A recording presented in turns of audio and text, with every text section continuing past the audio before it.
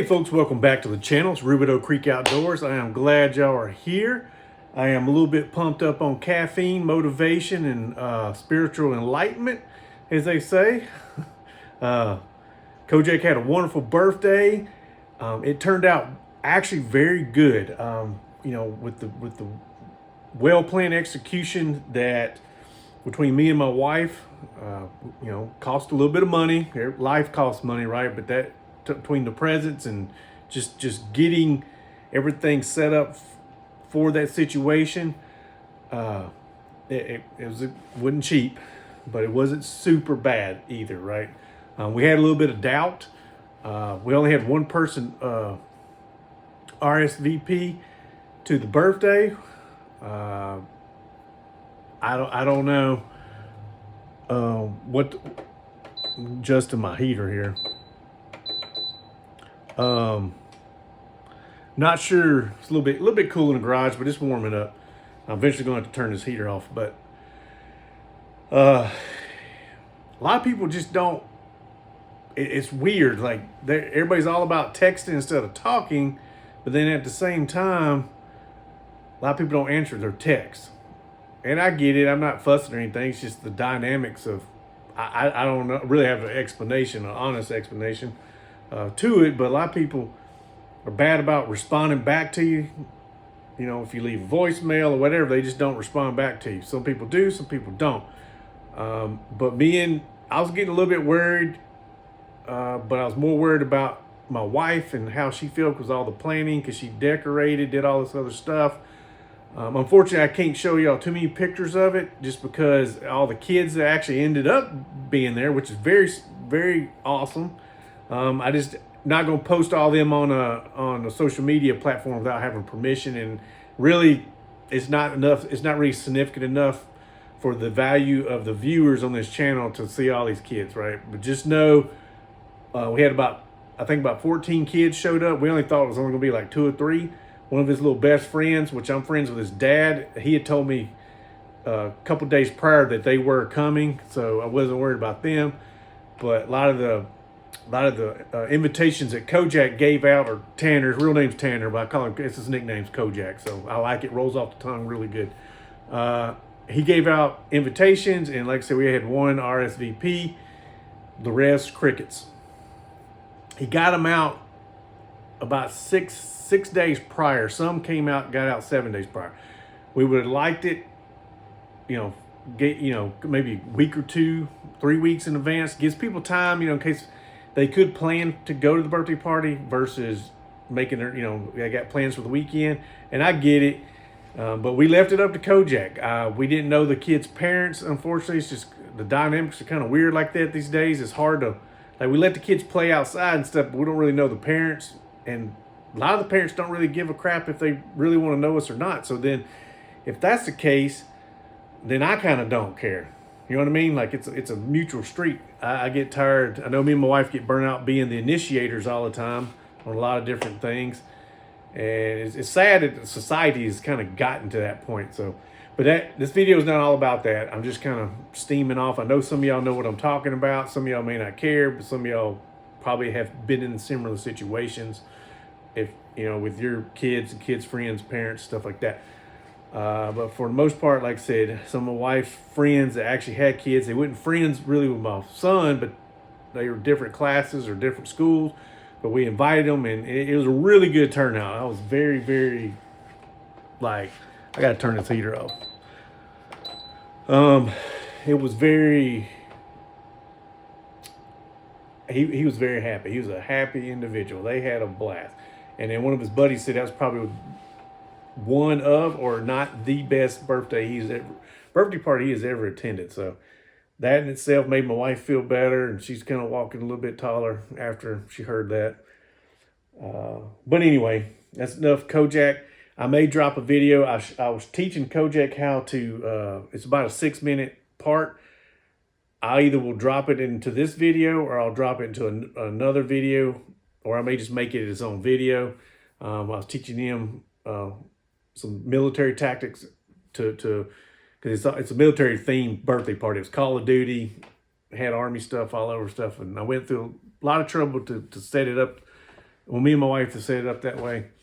But they end up being a free-for-all, and I think it's what they really wanted. I was going to try to structure it that way. And I taught Kojak, but I was just like, trying to herd all these kids to do that. No, it wasn't going to happen. But today, in this video, it's going to be three. We're going to go over 3 knives, USA made. One's Old Queen, y'all seen in a prior video.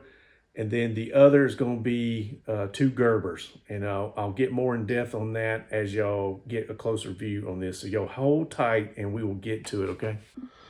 Okay, here's this big winter bone queen. Y'all can see how it's done kind of faded out. There's nothing I can do about that. This has probably been a pocket worn knife. It was used. But from the looks of it, it's an old knife. From the looks of it, it looks like it wasn't abused. It was just used. That's what most knives are made for. A lot of people get wrapped up on the perfect knife, like it's got to be, never been. And I get it. As human beings, we like to do that. You'll have a car. There's rich people out there that'll have a car mint condition, and they'll go out there and crank it up. Like they'll have a schedule. They'll crank it up, maybe ride around their little garage, and put the car back up. A lot of people do it with their knives. They'll have a brand new knife, never been sharpened. It's like, got the original box. They'll look at it. Sometimes they don't even look at it. They'll just buy it, have it on display, and it just sits like it is. And ain't nothing wrong with that, me personally, but knives are tools, and they were designed to be used, right? And I get it. If you got, like, say this knife had all gold plated or whatever, of course you don't want to be using that, right? But there's people that make knives like that with intricate details. This was a working man's knife. This is a Kiss and Crane. It's nothing beautiful about it. Some people may think it is a gorgeous knife, right? But I'm just using this example at the last minute. This is a working man's knife. It's got hardwood scales, brass lines. It's a simple made knife. Got a real thick spring in it. Well made. Good steel in it, but it was made to work. It's a working man's knife, just like the smaller model. This is a smaller model of the 2. Working man's knife. So it's all to their own. This knife was more on the pretty side of it, well made, right? Everything's real beefy on it, beefy blade. Just a well-made knife, but it's, to me, as a pocket knife, it's almost too big. I mean, look how long that is. Let's see. Where's the inches at? Let's look right here. Y'all look at that from tip. It actually goes past, so I assume this goes to 9 inches. Look at that. So it's probably 9.5 inches from open from the base of the back bolsters to the tip. Y'all see that? It's a big knife. It's almost too big. I would prefer one maybe where the tip went to about right here. And I'm sure they make one. I haven't personally ever seen one, but I'm sure I can find one in a book. But either way, I got this one for $80. I thought that was a pretty good deal. But what we're going to do, I think it was Mr. Raspoon's Castle reached out to me and said, hey, you can, he sent me an email. I'm pretty sure it was him. It's either him or Mr. Cheesy Moon Workshop. I don't know. Both those gentlemen tend to kind of hook me up with some advice on certain things they've done or seen or whatever. But I think it's Mr. Raspoon's Castle reached out to me. But either way, he sidebar emailed me. I call it sidebar. One-on-one email and tell me what to do. So that's what we're going to do today, is we're going to re-dye this bone, okay? And before we get to that, I want to talk about these 2 knives. And we're probably going to clean these up as well in the video, but we're just going to apply a little bit of oil and just straight never dull and maybe a little bit of flitz, and that's it. I'm going to put these bad boys up. This one, I do have the original leather sheath for it, but I'm not going to store it in it. I'm going to store it in my knife cases with this one, but I know where my sheath is. It's with my other sheaths. Some knives I'll fix. Some of the fixed blades I store just for safety reasons. I store them in the sheaths. A lot of people don't like that, but it will react to the oils and stuff the chemicals that are in the sheath, the tanning process of the leather sheath will react to the brass, and it causes that dingy green funky stuff that y'all see. But it's easily be able to wipe off. I found this one on eBay, and what's ironic about it, because I've never come across these. I don't have the original sheath to this. I'm sure it came with it. It's a gentleman. It got shipped from. I don't know what his real name is. I know he uses like the same username for YouTube and for his Google his eBay. It's like Lopur, Lopur. I don't know what his name is. He knew who I was because he was when he sent me a message. It said it had my first name on it, so instead of my eBay username, but whatever. That means he follows our channel, which is awesome, and he follows other channels as well. But he found this knife, put it on eBay, and I come across it, and I wanted one. I'm not sure. Anyway, he shipped it on time. However, the shipping due to USPS, it took freaking forever to get here. And now, yeah, I mentioned this in a prior video, how long, like I was waiting on this dang knife. Because you just don't go down to the corner street and get these anymore. This is USA made Gerber. You just don't. It's got patent number, Portland, Oregon, well-made knife. It does have a little bit of crud in here. I got some of it out, but I'm gonna have to use some oil to get, maybe I can break up some of it. It's almost like sand or something. I don't know, but it did get shipped from somewhere in Florida. So, hey, but I'm not sure if there's another model in between here, between these two styles. You can see they're identical made, just one's bigger than the other. If it is, folks, reach out to me. I would greatly appreciate it, and let me know that it is. And if you got an extra one, I might be down to buy it from you or trade possibly. However, that'd be cool to have a complete kit of these. I feel like this is probably the lower end. There's probably one down here in the middle. I could be wrong. I can't find a whole lot of research on it. But if y'all know, reach out to me and let me know. And then I'll be out on the lookout for one. But I like to kind of have a set, right? A lot of my knives, I don't really have sets. They're very sporadic in nature. And yeah, I do have like these two kissing cranes, kind of the same setup. I got to clean these. I'm going to re-sand these down. I've been meaning to do it, just haven't done it in a while, but y'all see what I'm saying. Pretty cool. If you're going to collect knives, it's kind of something a lot of people like to do is get sets. But we're going to clean these up. This one was actually in pretty bad shape when I got it, but I have already kind of cleaned it, but I'm going to finish cleaning it again and put it up as well as this one. So let's get to the queen bone. Okay, so you can buy these in Harbor Freight's different. I get the variety pack. Got different size swabs. They're pretty well made. They're a lot better made than Q-tips, but these are made for doing applications. So I like to use, let me zoom out here for y'all.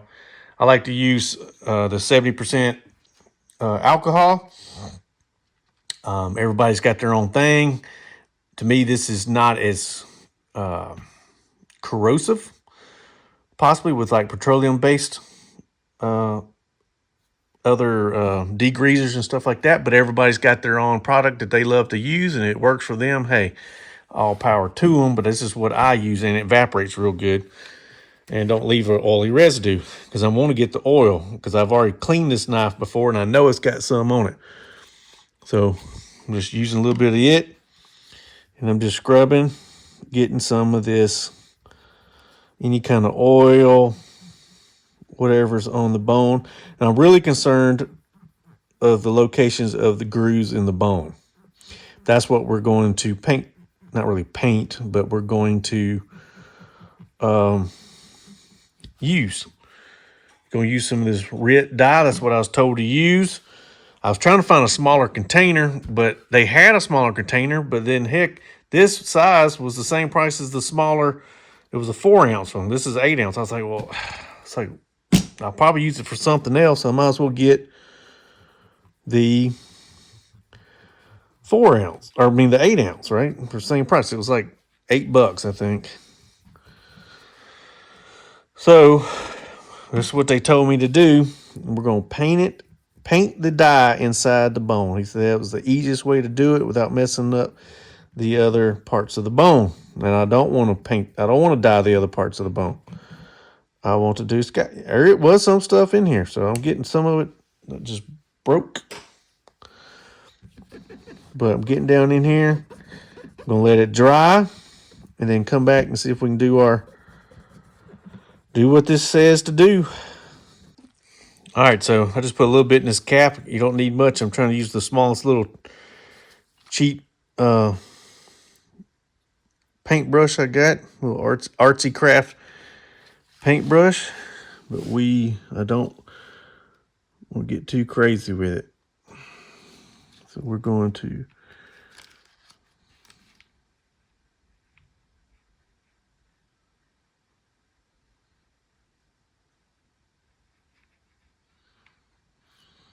I'm not sure how dark this is going to do. I did warm the bone up a little bit. I don't know if it'll help or not. I saw that in another guy's video. So we'll see what happens.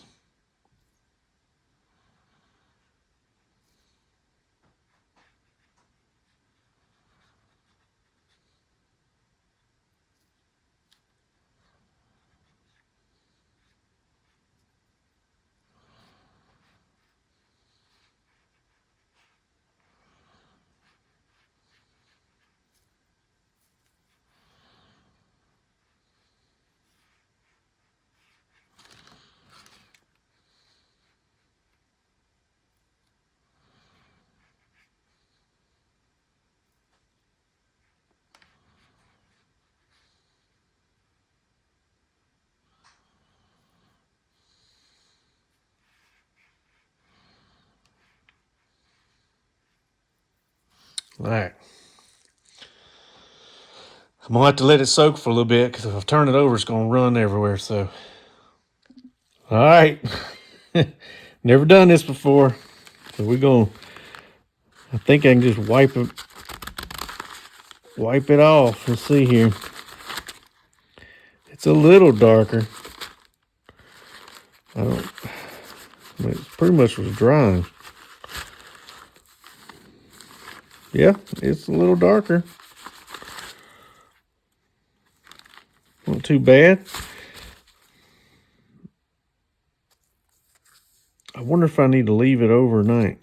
I don't know. I'm going to go ahead and put some on the other side. I may have to go back and make it several applications. That's probably what I'm going to have to do. I ain't going to put y'all through that in this video. Just not going to do it. But I will, once I get it, if I have to do several applications, I will show the end result later. And see what happens. But I may have to, I don't know if I need to sand. It's almost like I swabbed it pretty hard with that alcohol. So I don't know if there's anything else on it or what's going on. But it's got little grooves. That's where the stain or this dye, you can see how it's kind of falling in there. Like I said, I'm not new to this. I may have to go back and look at that email that Mr. Raspoon Castle, he's got a YouTube channel he's had for a while, I think. I might have to go back to the drawing board with it and just read it again. I haven't read it. I should have read it before I came out here. But I read it. It was probably 2 weeks ago when he sent it. Go back and kind of look at some other videos. I've seen the ones where they actually take the whole bone and they're dyeing making different colors, different mixtures of this stuff right here. Like you can kind of have different colors and you give like different baths of the dye, let it soak in there. There's one person boiling on. There's all kinds of stuff I've witnessed through YouTube. Like I said, I may have to go different applications to it. So we'll let that soak. All right, so I added some more. I'm gonna let that dry for a little bit. It looks like it's just going to take a while to soak in. I'm just going to be honest with you. I ain't no expert. I told y'all I'm a professional, LOL. I'll speak in text. I'm going to try this out and just let it. This is because this dye is water based. And I don't, it's really not designed for this. I think they actually make some kind of dye, possibly that they used to dye bone with. I don't know if it's out for the public use or if it's something like some of these knife makers do. They want to keep it secret. I'm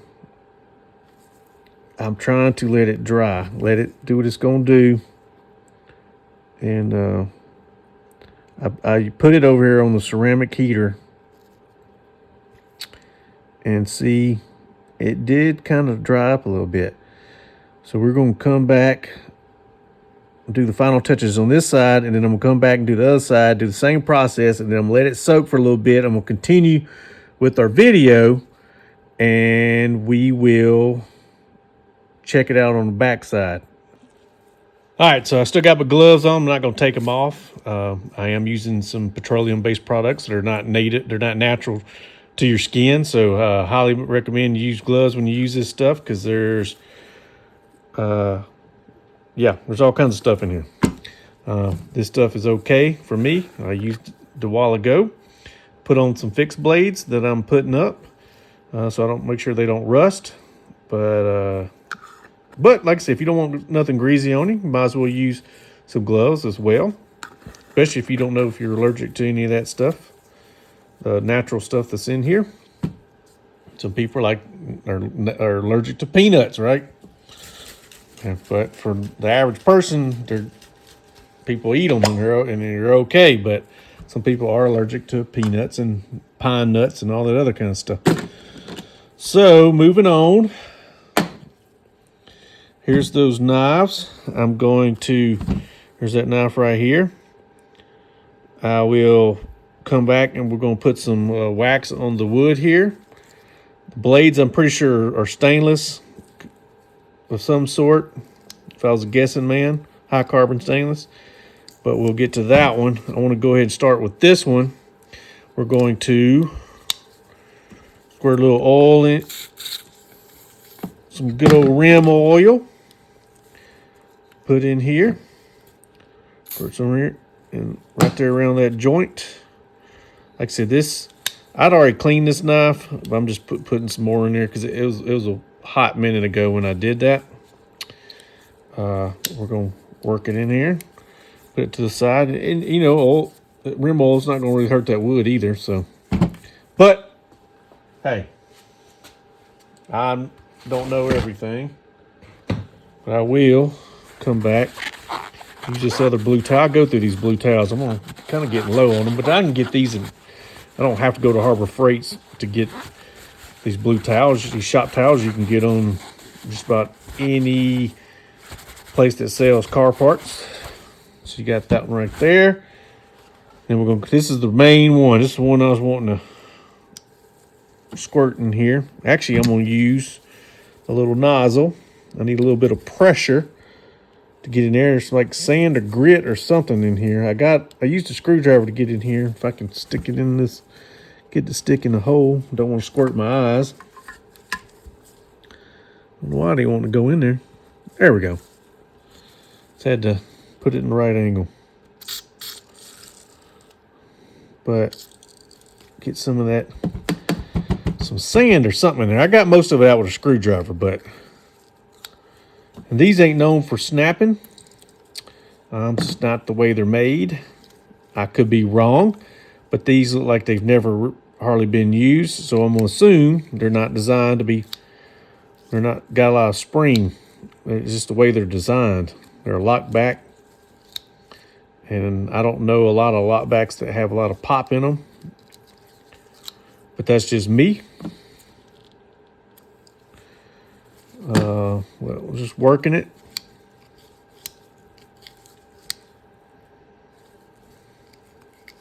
There's some crud in there coming out for sure. Oh, I might have to use a screwdriver to get some of that out. I see it right there. Y'all hold tight. You can get these little screwdriver sets. I think they sell them in Harbor Freight, y'all. I never looked. I just saw some on Amazon for like $5, and that's how I got these a while back. But these style, the little screwdriver sets, have been around for a long time. I remember seeing my grandfather. We called him Sonny Boy, Papa Sonny Boy is what I always called him growing up. He's always had some. He just had them laying around because he used them for something, either working on his bifocals or what have you. Look at it. Y'all see that popped out? So that was in here. Just fuzz. It happens, but the knife overall, I'm very pleased with it. I was excited. I was getting worried I wasn't going to get it. The gentleman was going to give me my money back. And he's like, hey, if it ain't past a certain day, I'm just going to go ahead and send you money back. And if it does show up 2-3 months later, you just have the knife at this point. And I was like, well, I appreciate that. A lot of people are kind of make you fight for it on eBay. That's what a lot of war stories. But he was about to give me a refund. And then all of a sudden he got a notification that it was getting out for delivery. So I was like, cool. I mean, I wanted the knife. Wouldn't worry about the money, really. I wanted the knife. That's the whole point. That's why I bought it.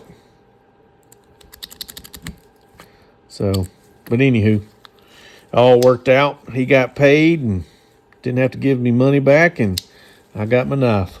So, that's what it's about. See, like I said, I got most of it. It really wasn't that dirty, but it just had like some sand crud or something. I don't know. I don't know if he found this knife on the beach, pawn shop, something, somewhere. But anywho, yeah, a lot better because you could hear that sand. It was grinding in there. A lot better. All right, get this going. Let's see, these ain't. I'll probably be able to put this back in the container because these ain't that nasty. So.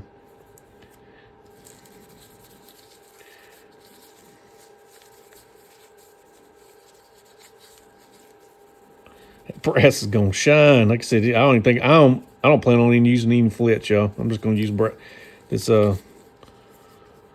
original formula Eagle One Everdell. Yep, so it's already shining up.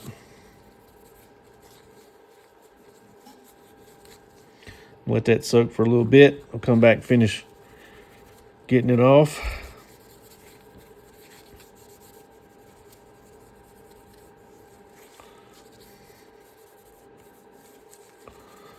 Does pretty good. It really does good when it cleans, right?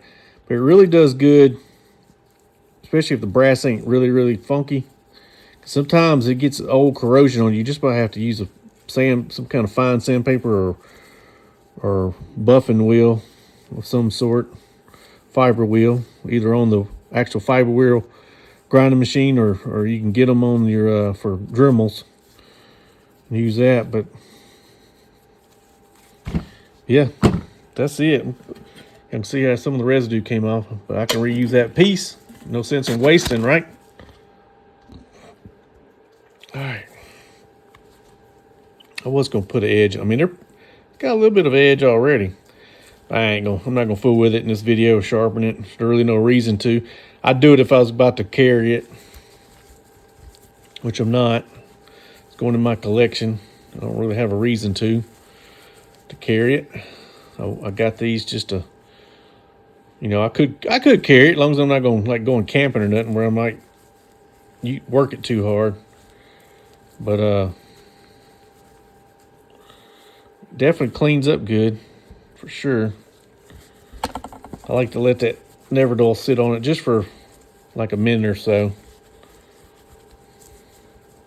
Whatever chemical in there that cleans up the brass, I like for it to sit on it for a little bit.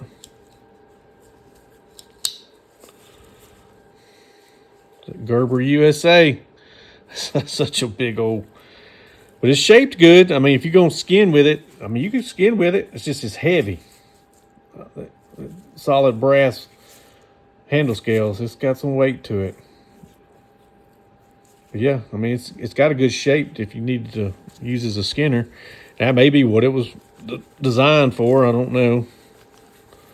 I actually don't even know what the model is, but you got the number right here, but I'd have to look it up, see what it's actually called. I'm actually curious now. This is Portland, Oregon. I mean, it's got to be part of a series or something. That's what I'm saying. If y'all know, reach out to me. I'm actually curious now. But let's get some of this wax real quick. We'll put some on this wood.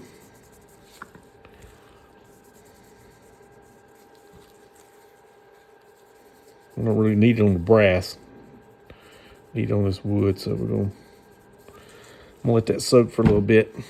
And I'll come back and wipe the excess off before I put it up.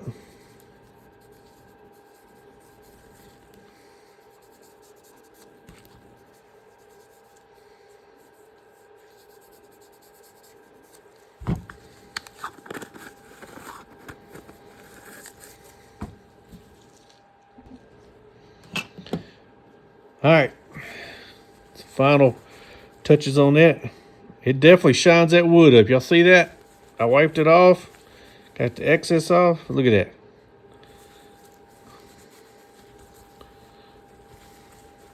Man, it's a beautiful knife for sure. Nothing wrong with that. Y'all see that? Nice, nice, nice. Nice knife. Get the excess off. Let it soak on it for a little bit. I probably should have let that wax sit on a little bit longer, but I'm got other stuff I need to get done today. Time's of essence, as they say. But for the most part, there it is. There's the big brother.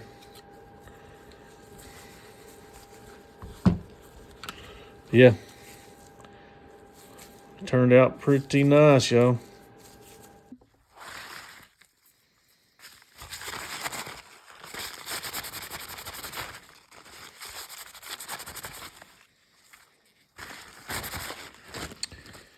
All right, let's see here.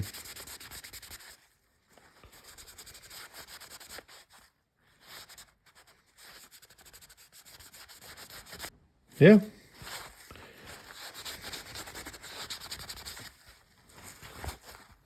See where some of the excess is coming off, but that's all right.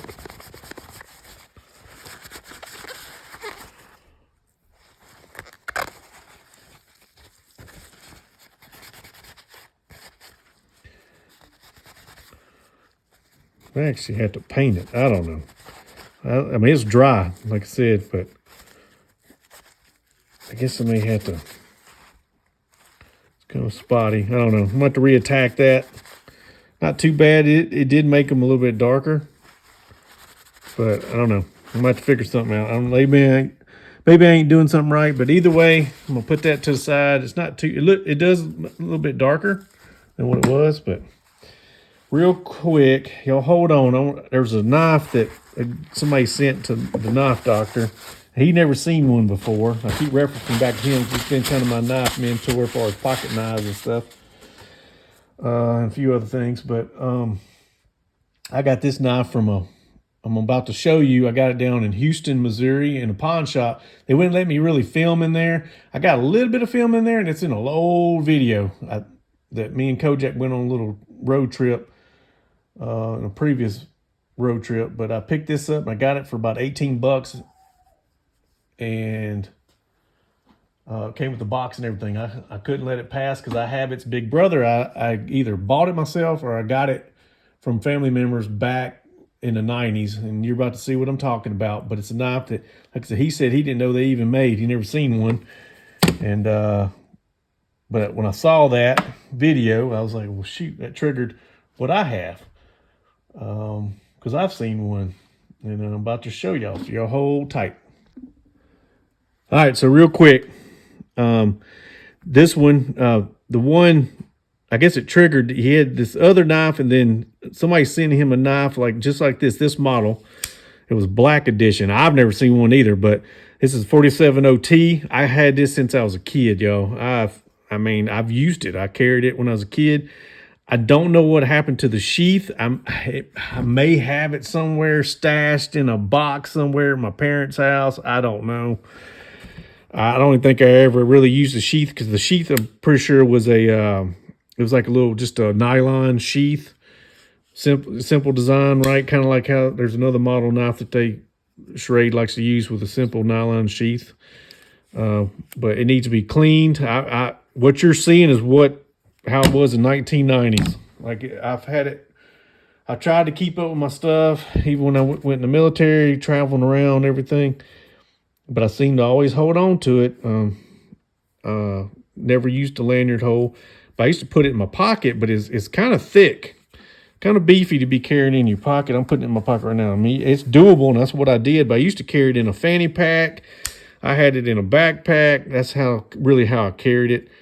Like I said, I don't think I used the sheath too much, and if I did, it may have got torn up, because some of those sheaths really ain't that well made, in my opinion, especially rough as I was on stuff. But I still got it. That's the one I had when I was a kid. Yeah, I need to clean it up. Like I said, put it up. I've held on to it for this long. But that's it. See, I didn't break. Even back then, I knew really not to be prying on something, break the tip off. So still like that. But here's the other one real quick. Original box. Like I said, I found it down in Houston, in Missouri, in a pawn shop. But look at it right here. Got the original paperwork. Here's the sticker on it. I paid $18 for it.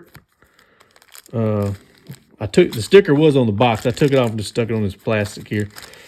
But that's it right here. This is the little 140 or 43 OT.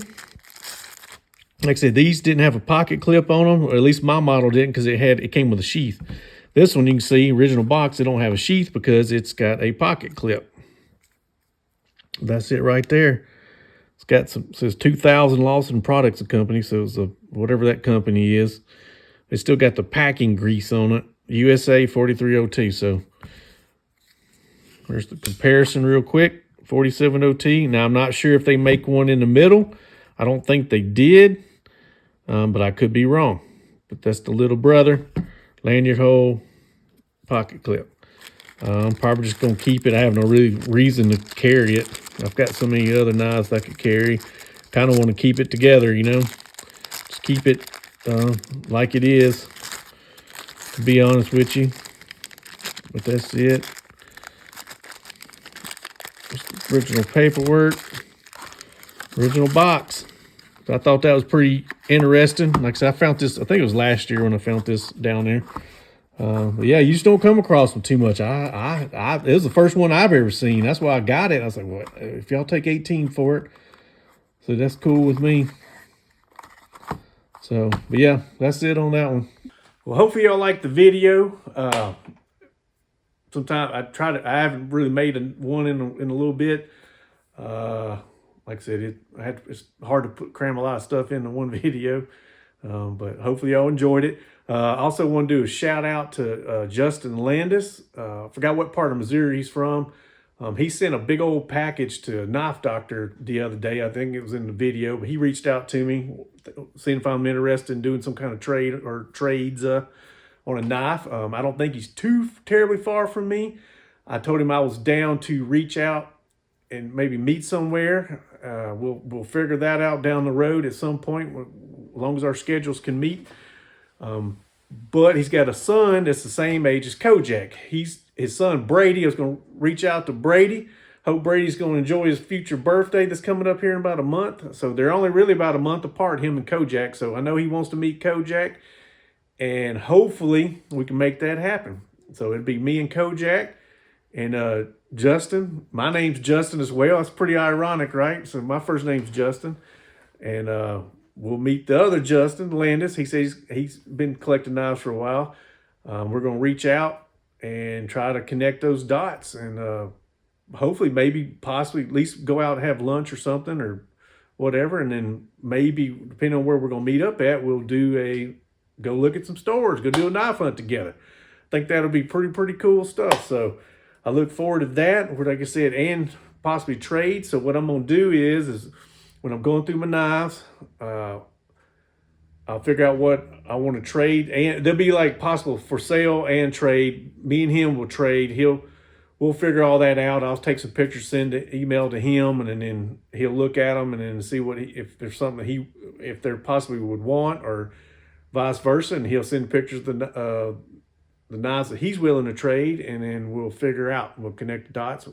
Worst case, if we don't have anything that we really want to trade for, we'll still meet up and possibly have a good time and do a knife hunt. So either way, I'm down to do some stuff, and hopefully that would definitely be in a future video. I will be filming it, and it should be fun.